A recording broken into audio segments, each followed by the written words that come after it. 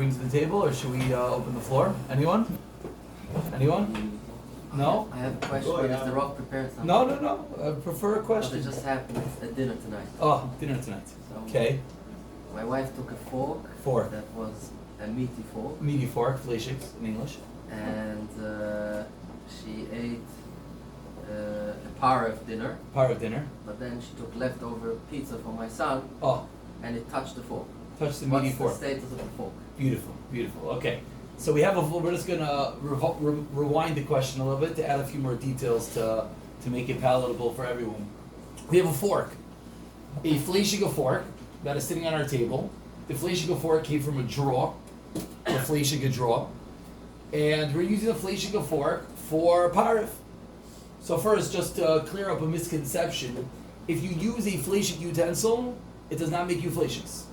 If something was cooked in a fleishik utensil, it does not make you fleishiks. Now, that might sound very simple right now, but there are many times in life that that's not so simple to us. And if you have that kugel that you bought at the, I don't know what a fleishik store here is called. Help me out, someone. Evergreen is an everything store. Okay. If you have the fleishik kugel is not fleishiks. I don't care if it was cooked with fleishiks, in fleishiks. It could even been in the oven with the meat open. To make you fleishiks are different halachas than everything else. So it doesn't make you fleishiks, that wasn't your question. That's just on the side. Kelim do not make you fleishiks. That's just something to keep in the back of your mind, and one day it will come back to help you, not haunt you. So now you have this fleishiga fork that you use to eat parv. Beautiful. And now the fleishiga fork was put into, I don't even remember what you said, I wasn't listening. Pizza. Beautiful. Put it to pizza. So we'll answer his question, then we'll make it a little more exciting, and we'll say that the fleischiga fork was stuck into his boiling, hot, cheesy onion soup. Okay, good. I was trying to think of something boiling, hot, and cheesy. Here it was stuck inside something that was hot or cold? Cold. So, rule number 1. No, nothing can ever happen b'diavad if things are not hot. What is hot? Yad Soledes boy. What's Yad Soledes boy? Hot. Ouch. That is hot.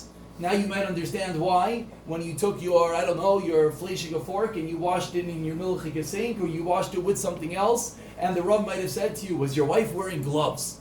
I said, excuse me, leave my wife's gloves out of this. What do you care if my wife has issues with the cream on her hands? The answer is, because if the water is not boiling hot, you never have an issue b'diavad. B'diavad. Lichatchila, we keep everything separate. We keep meat with meat, we keep milk with milk, we keep parv with parv. We don't mix any genders ever. But b'diavad, once it happened, if your fork went into something cold, what do you do with it? You wash it off. Which sink do I wash it off in? Just don't use hot water, keep it in the fleischiga sink. You wash it off, and you put it back, and it's perfectly fine. Now, let's continue, and let's say that fork was used with actual cheese that was boiling hot. What do we do right now? So now we have to ask one simple question. When was the last time the fork was used? So what's usually the answer?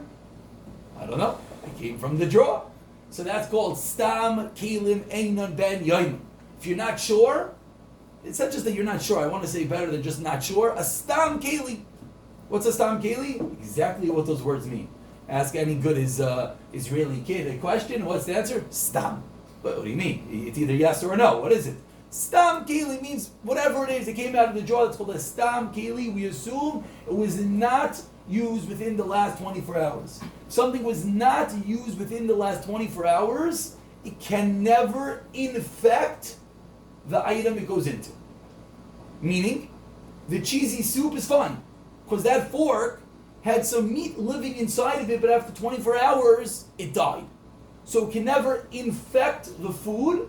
Whether the fork itself would have to be kashered, the answer is probably yes, which we don't have time to discuss right now. It would depend on the nahat. It's in a kli rishon, it's in a kli sheni. So in a quick 30-second summary before we have a me'ariv, if something is not hot, you still don't mix milk and meat utensils. If maybe you're on vacation and you have nothing else, you call and ask, but the answer would be okay. But once it happened, as long as it's not Yansir Levis boy, as long as it's not hot, nothing can ever go wrong. You wash it off, you put it back. Shir Amalis, not Vurach.